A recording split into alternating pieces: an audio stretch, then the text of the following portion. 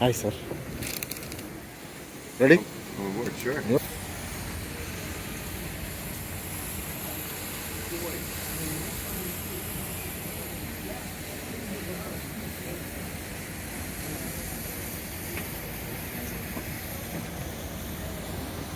Good afternoon, everybody. If anyone's wondering, the bar is open. You're looking at a nice cold drink. It's not an open bar, though. You do have to pay with a card, but feel free to come up at any point and grab a drink. While we wait, we're going to be leaving in probably the next 5-6 minutes.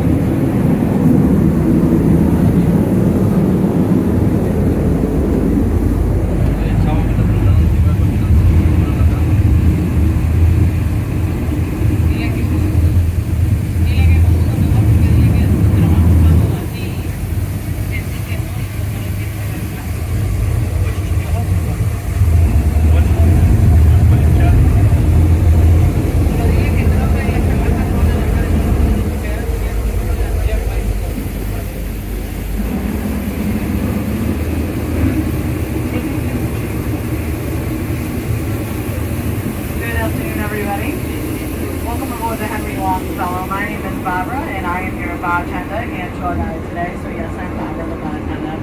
Very easy to remember. Now, we have captain today. His name is Ed. He's up the front driving the boat. I do have to give you a brief safety announcements is we are a U.S. Coast Guard inspected vessel. We have life jackets located in the back and the front of the boat underneath the blue cushions. Since we are a commercial vessel, though, you do.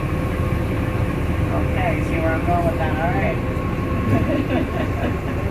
I'm just kidding, guys. I'm telling a few jokes, but like went on, that's up to you. But we'll be having a great time today. It's a beautiful day on the river. I also remind you if there are small children on board, please make sure they're accompanied by an adult at all times. And please keep anything valuable inside the boat, whether that be your hands, your feet, your head, your cell phone, your purse, whatever it is, keep it inside the boat at all times.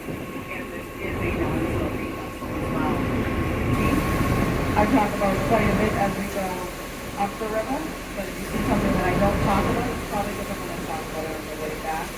When we get up the harbor, we will have a bit of a 10-minute break where I do stop talking for a little bit.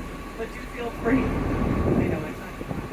Feel free though to come up to the bar at any time. That's what I'm here for. So if you're thirsty, I can manage. I can do both.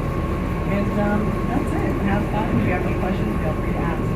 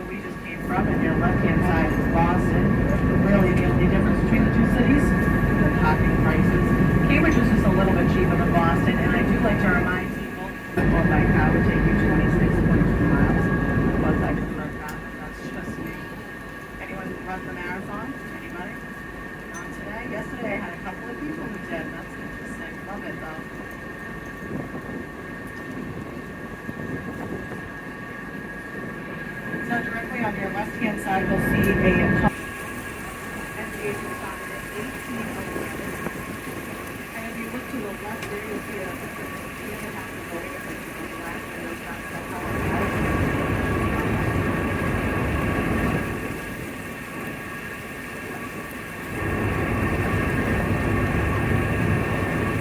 Now it's 1846,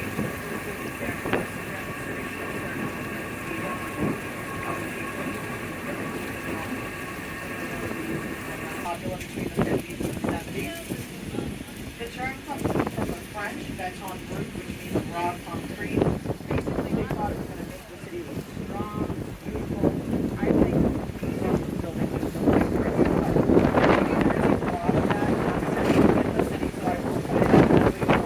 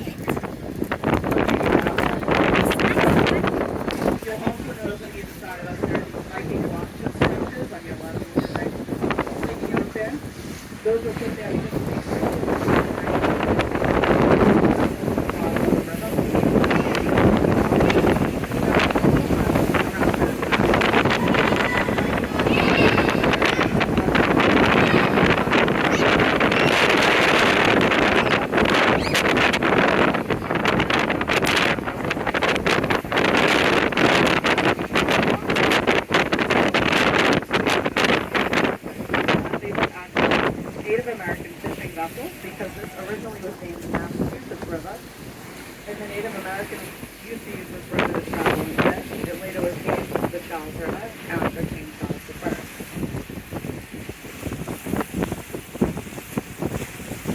Now, you will be seeing a lot of sailboats out here, especially big sailboats.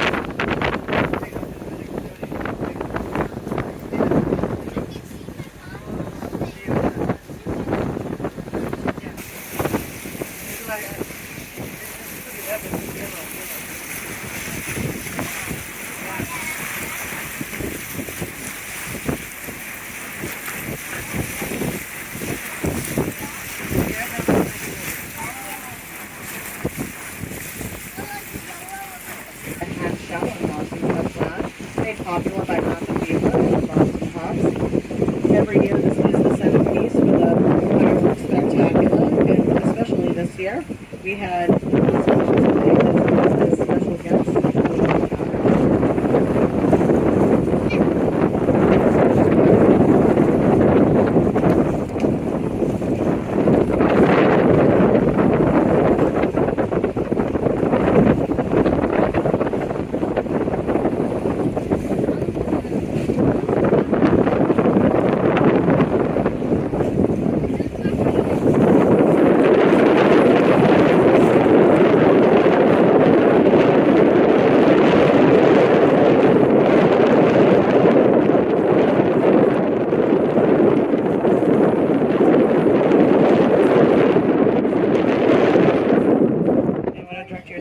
Tallest building in Boston on your left-hand side. It's the tall building with the blue glass windows and the black stripe.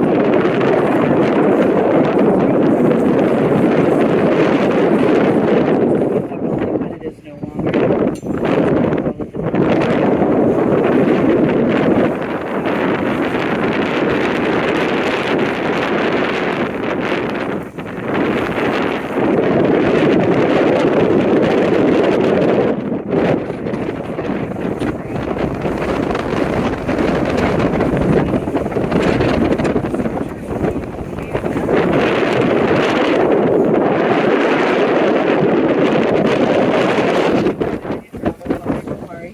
Windows will be falling on your head.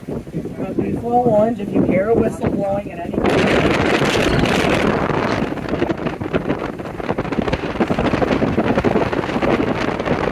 is 111. It is a shorter building, but it is permanent at the top.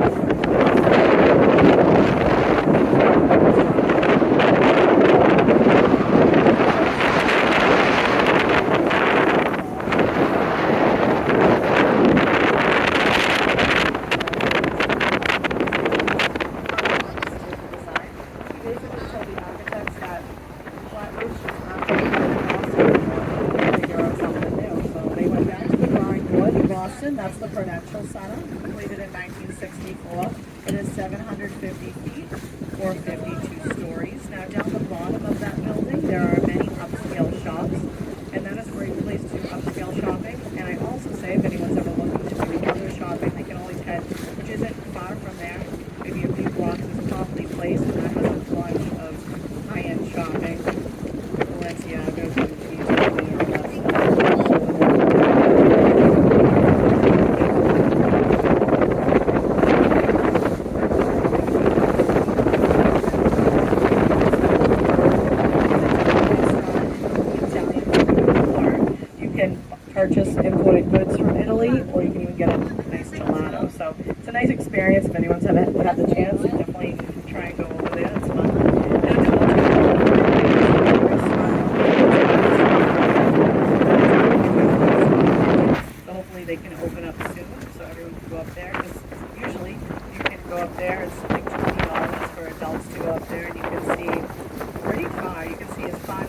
as the White Mountains in New Hampshire and as far south as Cape Cod and the islands. So it's pretty amazing. And I hope they open it up because it's a beautiful spot. Now to the right of that, we have another new building that was finished in 2019. It's behind the Sheridan, and that is One Dalton. It's the tallest completely residential building in England at 749 feet tall and 61 stories. Cool thing about this is the first 23 stories of that building make up the 40. The residences, they use a 60 and 70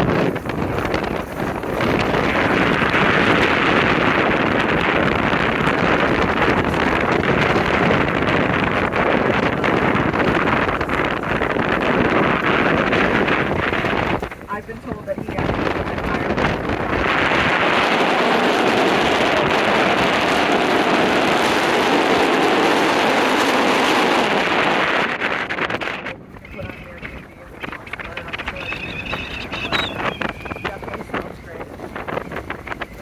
Dalton. It was designed by Harry Cobb, Green and Cotton. And there's a lot of new construction going on in the city, as you can see. So many new things have been going up lately, so it's always interesting what I'm going to talk about. The new buildings next to the Hancock and this one over here, those are probably going to be done by next summer. So if you're back, I'll probably have some feedback to tell you about those. Now we are headed towards the non-Harvard Bridge, and you might be looking for Harvard University. It's not around here. Actually, that's MIT, and I will be talking about MIT on the way back. Now the Harvard Bridge is the longest bridge crossing the Charles at just over 2,100 feet, or 640 meters.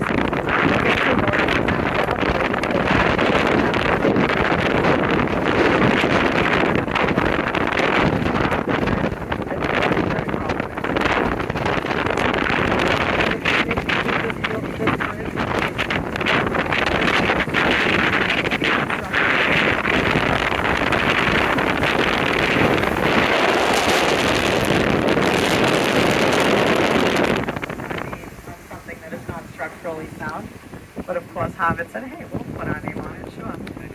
Now, fun fact about this bridge is that in 1908, there were 20,000 spectators who gathered on this bridge to witness Harry Houdini do one of his famous stunts.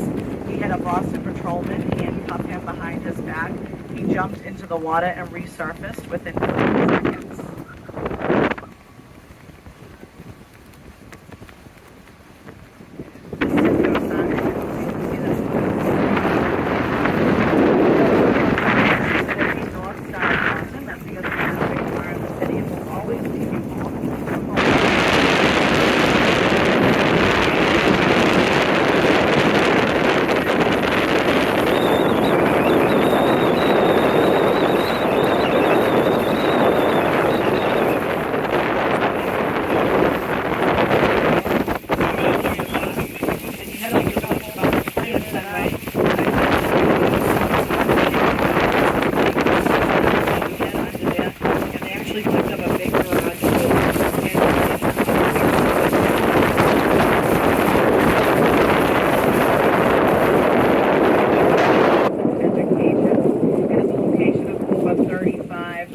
Universities and community colleges, though that does not include MIT or Harvard because those are actually in Cambridge.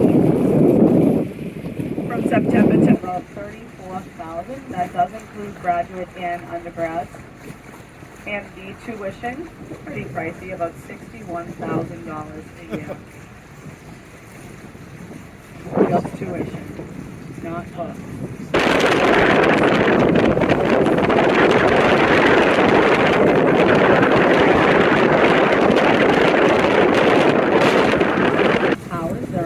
Dormitory holds about 1,800 students, connected from the first to the fourth floor to the second largest non-military dormitory in the United States.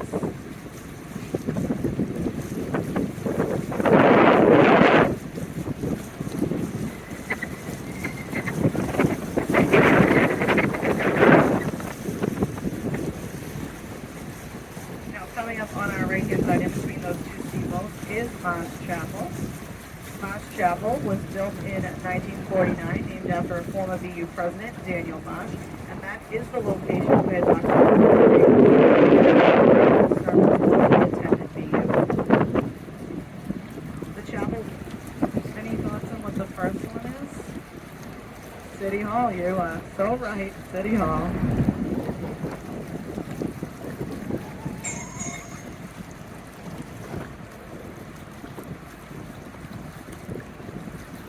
And I failed to mention BU Law was built in 1964. Now directly on our right hand side we have the DeWolf Boathouse. The DeWolf Boathouse cost BU a whopping $5 million. Pretty pricey. The roof is made out of copper, and that was about $1.5 million of the budget. So I could guess you could say that cost us pretty penny. It is going to make crew boats, and I will be talking about crew boats in just a minute because it goes to the bridge. This one looks like on the river. That's what we're going to look like right now. That's our about the Charles Riverboat. Now the main bridge that we're going to be going underneath right now is built in 1928. Originally named the Cottage Farm Bridge. Also, BU does have a sailing pavilion. Not much of a pavilion, but they do have a building that they do sailing out of on our left-hand side. They have a great program that all these kids don't be able to watch today. There they are again. I told them yesterday. So, hi, kids. You can go before they do not have running water. That's the best water body.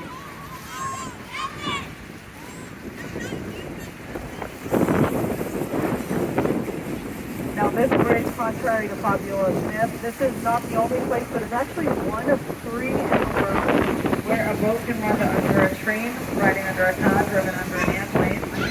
This is a train bridge directly above us. Now you may have noticed all the graffiti on them, like that's horrible, why hasn't the city taken it down? Well, most of the graffiti, not all, because some people come out here and do what they want, but most of the graffiti is actually put up by college students and friends of people who come out here during the Charles River Regatta, which is a crew boat race that we have every year. Now this race starts at the BU Bridge, and it is a 3-mile long race that goes all the way to Herda Park. Now this started in 1965 and currently attracts over 11,000 athletes. The monotony of the crewing season, which is pretty great. Now it is every 3rd weekend in October, and that will be happening this October. So if you're in the area and you want to see it, great. And if it's not, stay there. The traffic is not. People are like lines along the river. It's pretty crazy. Our boats can only get to a certain point of the river at that time too, because the races just take up the whole entire river.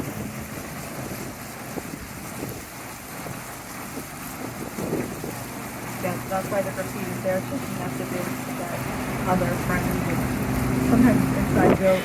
If you go back, you'll see NU, Northeastern University's on there, MIT, Harvard, a bunch of other schools have put different messages on the train bridge where they have sporting events and concerts as well. It's an indoor venue. It's MWRA, along with the city of Boston and the MWRA, which is the Massachusetts Water Resources Authority. They started a cleanup project back in the 90s, and they've been cleaning this water ever since. Currently, we do have a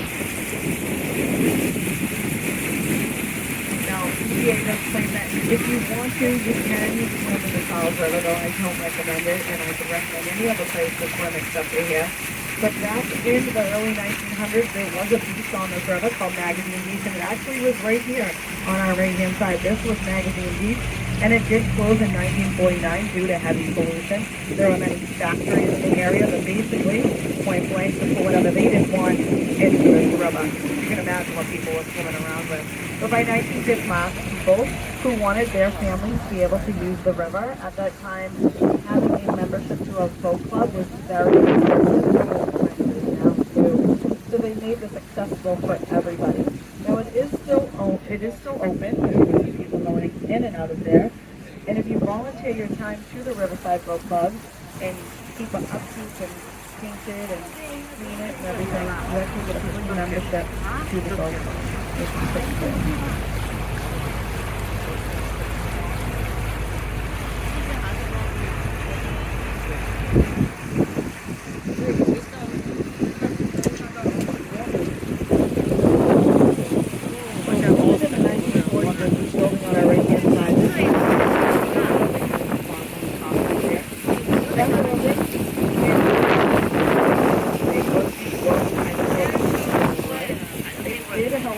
sell in the year 2000 for $10 million, and it's currently owned by Harvard University.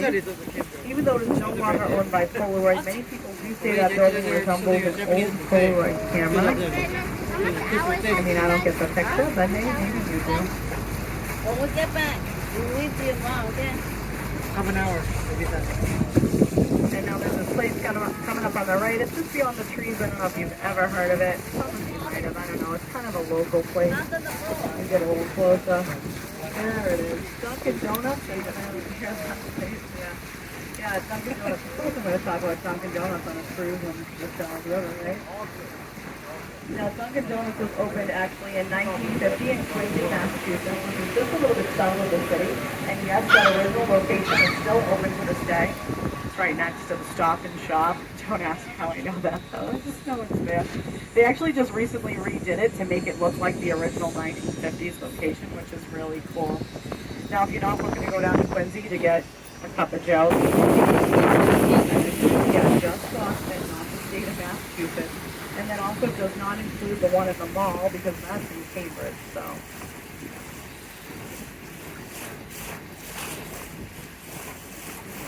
Starbucks is competing with us, so they want to be number one. And you know, Dunk's slogan is America runs on Dunkin', but I'm telling you, everywhere else I've gone in the U.S., everyone drinks Starbucks. So I really think it should be Boston runs on Dunkin', because I've literally never seen people with Dunkin' Donuts anywhere else. It's like a Dunkin' Donuts with a Baskin Robbins, like, and everyone's just getting ice cream, so I don't know. Now this building that I left is really beautiful. It looks like a very old building, and it's not. It actually was built in 1992, so yeah, it is 30 years old. And it was originally owned by Genzyme Pharmaceuticals. They opened to produce their main drug, Serene, which helps prevent gout-based disease. Now this building actually sold over to Sanofi, which is a pharmaceutical firm, in 2011 for $20 billion. Yeah, that's pretty big. And actually recently they switched hands over to a company called Resilient. So now about 250 people physically work in that building, and it's owned by a company called Resilient. That's okay.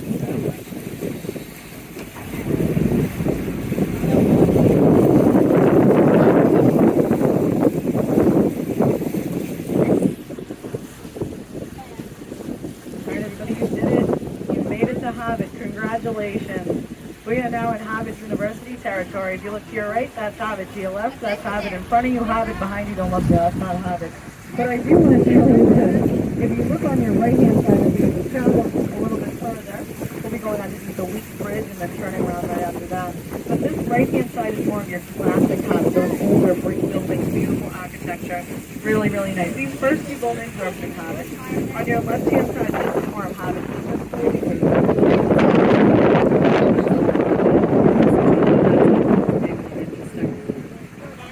University was opened, or founded, I should say, in 1636, and it was an all-male school. 1636, pretty old. Now, it is the oldest institution of higher education in the country, and actually at that time when it was founded, students at Harvard were not taking calculus. And by the way, it wasn't founded yet. Calculus is actually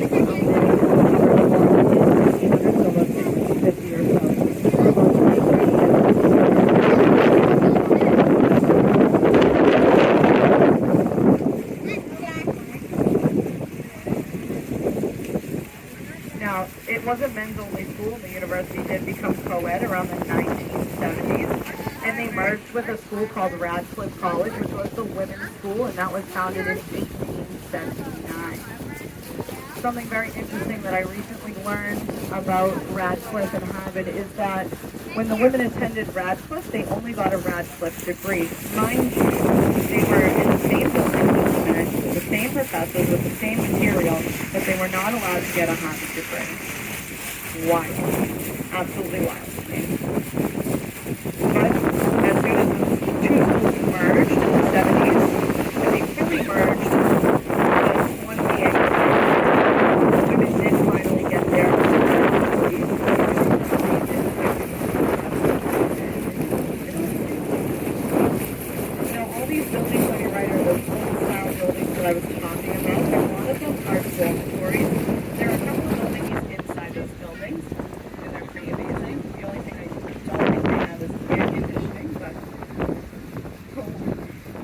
They do have heat for the winter.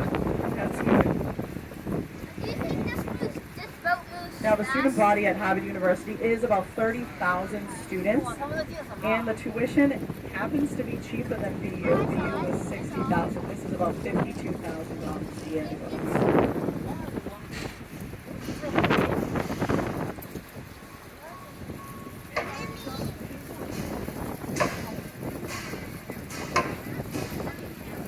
Now, as we turn, we see a couple of boathouses. We have the Weld Boathouse, this first one here. It's cool. They're upkeeping a little bit. It's big. That was built in 1906, so they might as well just keep up with it for a little bit. Donated by the George Walker Weld family. This actually is where the women's crew boats are held. And then as we turn, we'll be able to see the Newell Boathouse, which was built in 1900. It's just beyond the Anderson Memorial Bridge here. It's a red boathouse, and that is where the men's crew boat program is held. And this view on our left, you might have seen this on a postcard maybe before. This is actually a very famous view of Harvard on our left-hand side.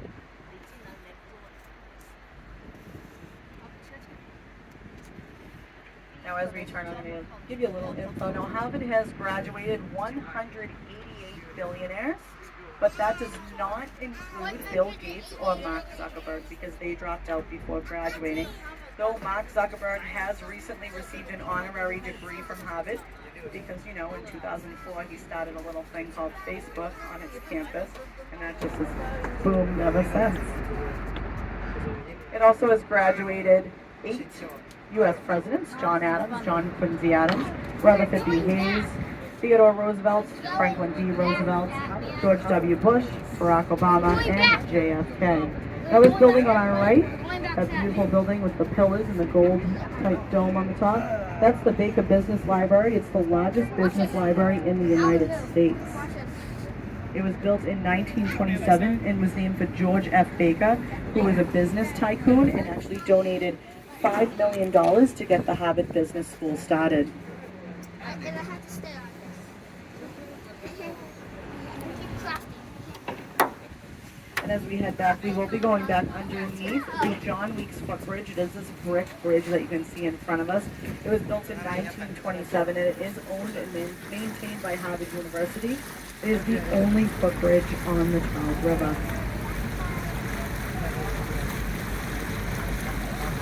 And at this point, I'm going to be taking a little break, like I said earlier. So about 5 to 10 minutes until we get back. Ask questions, grab yourself a drink, or just sit back and relax. And enjoy.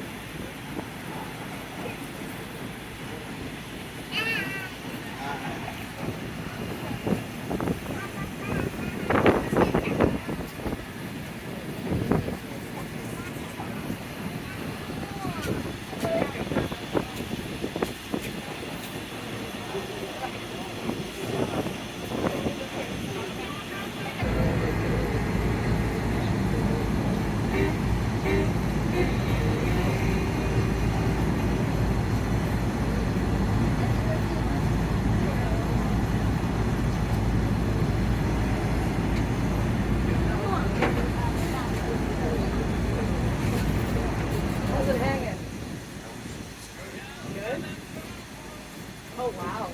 Holy moly. All this so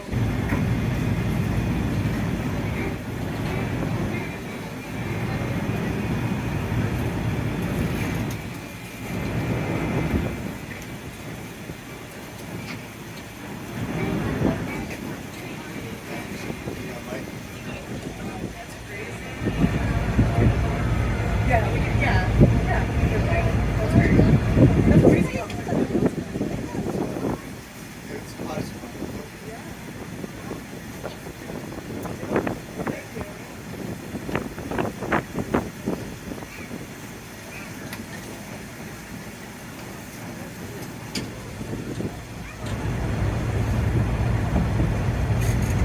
All right, everybody.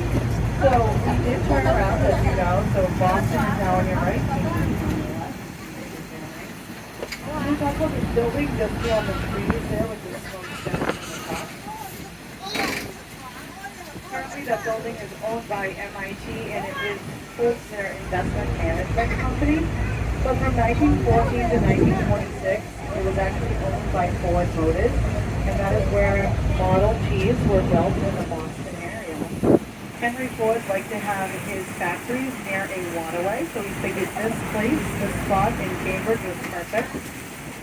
Now, you're probably familiar with a horizontal assembly line, and a lot of different companies use that. This is one of the first places to use the vertical assembly line.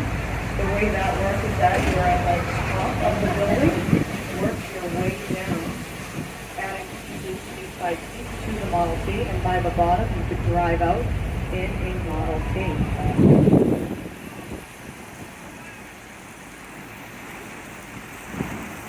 Now, this is also the location. If you've ever used Kingsford charcoal briquettes, Kingsford charcoal got started in that building because Kingsford, E.F. Kingsford, was actually a cousin or relative of Ford, and they got that started because they needed to burn off the extra scraps from the Model Ts. So they used the charcoal business. It was originally called Ford Charcoal, but later, after Kingsford passed away suddenly, Ford decided to name the company after his cousin, and then it became Kingsford Charcoal.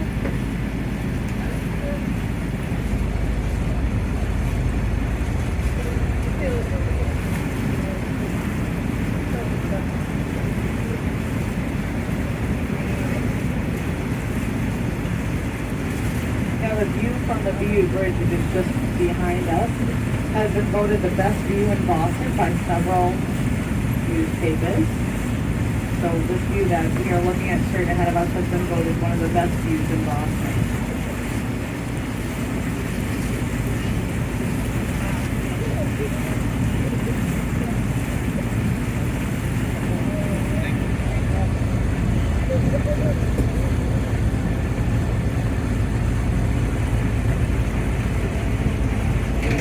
Now I want to talk a little bit about Sparrow Drive. Now you'll see this overpass here on Sparrow Drive. Most overpasses are between, they can range 8 to 10 feet. I think the tallest one on Sparrow is 10 feet 6 inches if I'm correct. Now, they're not that tall. They're very low overpasses. That one is a footbridge that goes over Sparrow Drive, so people can get back and forth onto the water side. Usually it's not an issue. Lately it's been a huge issue. We've had a lot of large vehicles, big trucks stuck underneath Sparrow Drive. Commonly, it used to be in August and September when college students were moving back into the city. You'd have a lot of U-Hauls or big box trucks stuck underneath or wedged underneath the overpasses because they were too tall to get through. Lately though, this past Saturday we had a big 18-wheeler tore the top right off of it. I saw that one on the news. So it happens, you know. I think 2021 was our worst year to date of trucks getting stuck underneath overpasses. I think the number I heard was 150 trucks all year. The signs all say no trucks, right? So the GPS, and I think that's what the issue's been. Everyone's using their Google Maps or their Waze or whatever you use to, and they don't think, oh, no trucks, and they get wedged. Usually it's students who think, oh, I'm fine, or they get lost. That used to be very common. Students would get lost and end up on Sparrow and it's called getting sorrowed. It's actually a term, and it's in the Urban Dictionary online. We call it the radio station, and at the beginning of the year, when you call in and say when you think the first truck is going to get stuck under one of the overpasses on Sorrow Drive, you give your name, your phone number, a date, and time. And if you got it, they call you, you win a prize. You can win anything from cash prizes, Red Sox tickets to a prominent businessman in Boston. He was very, very wealthy. He was also a philanthropist as well. He envisioned the Charles River as a place where people could gather and spend a lot of time with their families. And he also wanted to build a park alongside, which we do have the Esplanade here. But at the time when he was alive back in the 1920s, he wanted this whole area to just be parkland. Sorrow Drive was not there at the time. It was all grass and land there. So he put a lot of money into it, told the city what he wanted to do. The city was working on it. Unfortunately, he passed away. By 1940, his widow, Helen, decided she was going to donate $1 million to the city and have the city match a donation to continue building this park along the water side.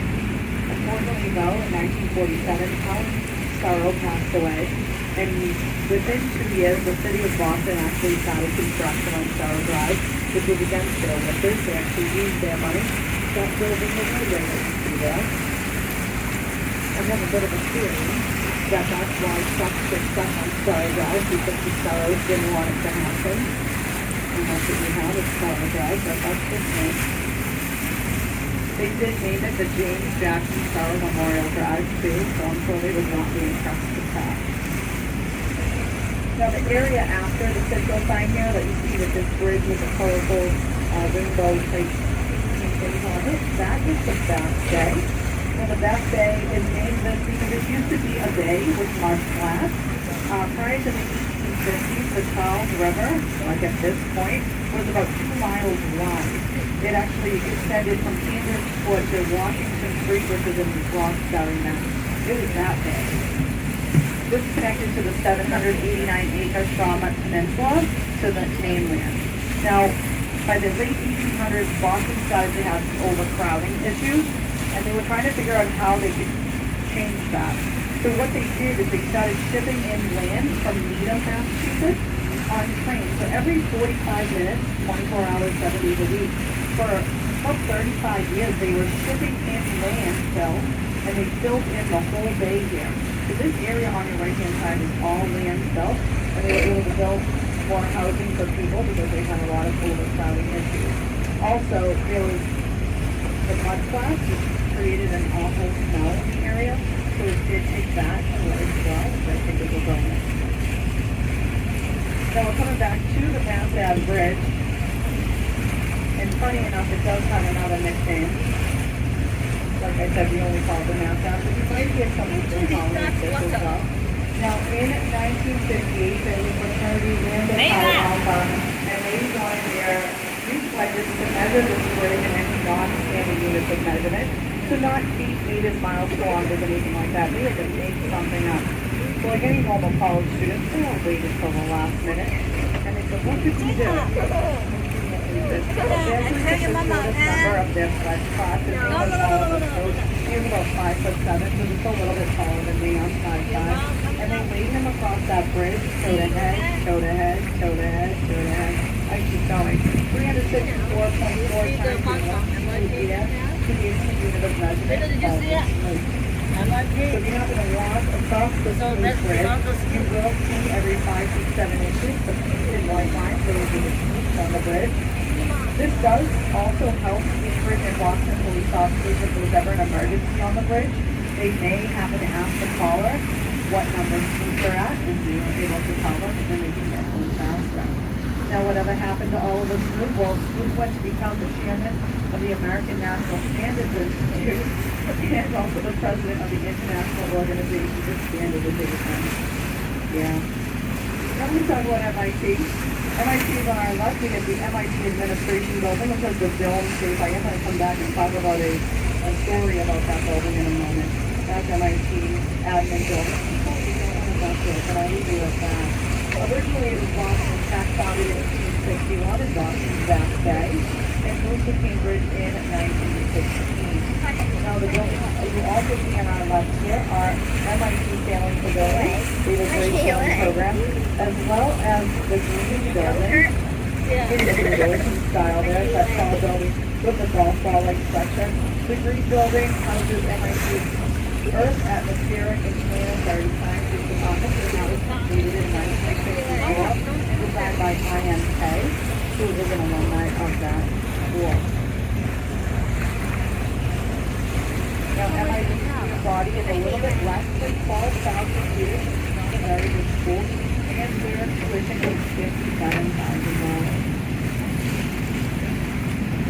MIT does have a mascot. His name is Tim. Tim is a beaver. And they decided in 1914 to have their mascot be Tim the Beaver because beavers have special engineering and mechanical skills. So they thought that was amazing. Also, Tim is MIT. I'm going to go back and tell you about the MIT Administration Building, which is that building space there, just behind us now. Now, the MIT Admin Building houses all the important people in the school, and MIT's not getting to, they have about a 7% acceptance rate.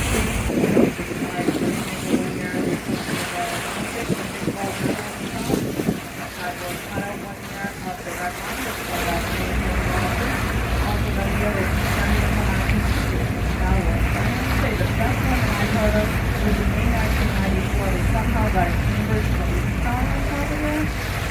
Yeah, I kid you not. I'm fact checking this here. They got a Cambridge police car up there, but the officials who were very angry and to take it down looked inside the police car and noticed a dummy of a Cambridge police officer and it's Dunkin' Donuts coffee. So, yeah, that's pretty nice.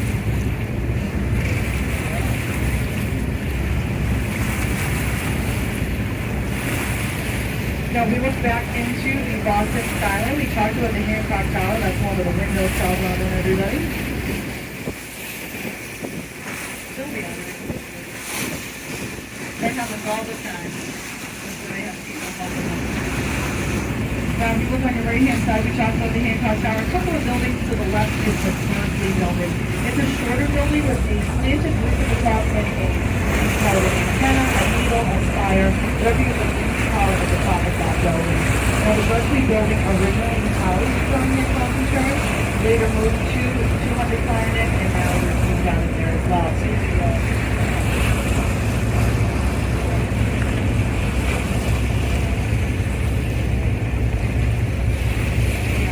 And I do want to point out too, I will be talking about the State House in a minute, but you can see the gold dome on the right-hand side over here, and that is the Massachusetts State House, and I'll talk about that next in a minute. Now, the Berkeley Building with that needle or spire on the top there, actually, that's a weather beacon, and there's some rectangular petals, steady red, rain ahead, flashing red, snow instead, red, white, no red Sox team tonight. And in 2004, when the Red Sox won the World Series and broke the curse of the Bambino, it flashed blue red, this curse is dead. Yeah. Now, as we pass over here, we have the hatch shell in front of there. There are two little islands. They're very skinny, kind of funny mushrooms by Robert McCloskey. That was published in 1941, and that's where Mama Mallet and her big dumplings lived. Jack, Fat, Black, Mac, Black, Black. That's where they all live. Now, you can always head over to the Boston Public Garden and see the bronze statues of Mama Mallet and her dumplings. As we come out here from underneath the Longfellow, you'll be able to see the gold dome a little bit better here. That is the Massachusetts State House. Built in 1997.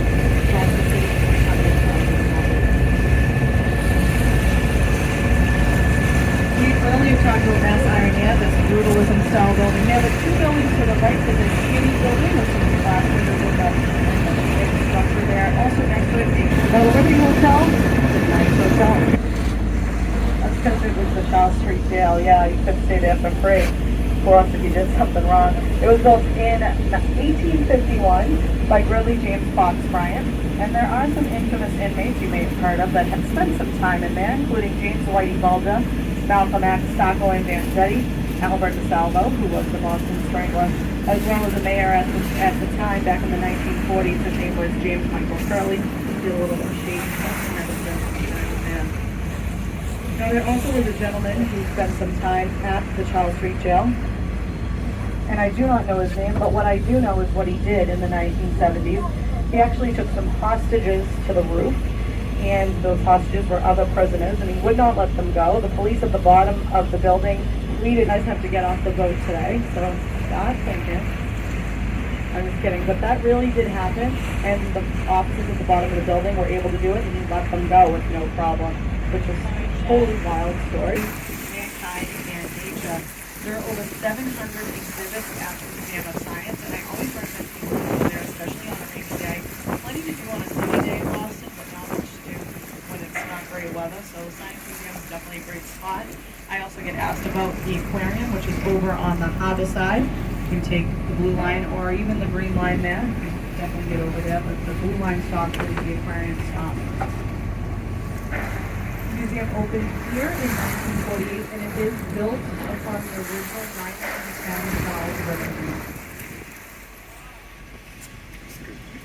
Now, as we head back to the dock, let me get a few remarks as we go through.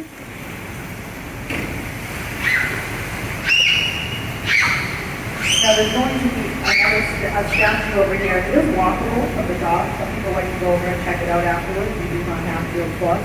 It's up a little staircase. It's called the Faces of Cambridge.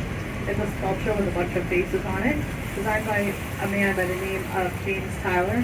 He was an interesting gentleman in the 80s, and he went around the city of Cambridge and took pictures of people without their knowledge, and then decided to sculpt faces on there. So I'm a face of Cambridge, so if you happen to see my face, I mean, you might, you never know. Captain Ed, definitely, you might see him, who knows. But that sculpture has been there for quite a few years, so it's like, and I think to give you a brief safety, I will be going to the left-hand side, opening the gate and tying up the rope. Please do not follow me, especially if you're a Yankees fan. Those things are going to be in the water, and I don't know what that's. But I do want to thank you all for coming on the Charles Riverboat Company. This is the Henry Monticello. My name is Barbara. I was your tour guide and bartender. Your captain is Ed. We appreciate you guys so much coming on with us, and hope you appreciate us as well. Thank you so much.